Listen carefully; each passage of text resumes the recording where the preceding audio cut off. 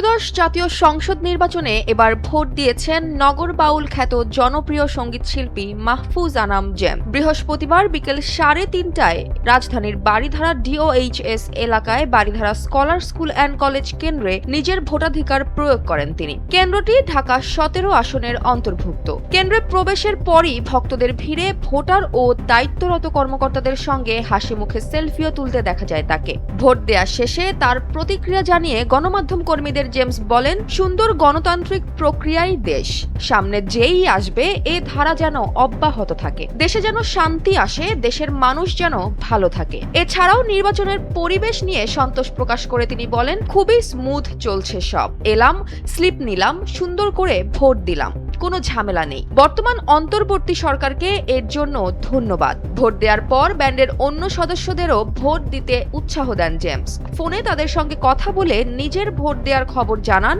এবং সবার খোঁজ নেন। রকস্টার ইমেজের আড়ালে একজন সচেতন নাগরিক হিসেবে ভোট দিয়ে শান্তি ও গণতন্ত্রের বার্তা দিলেন জেমস।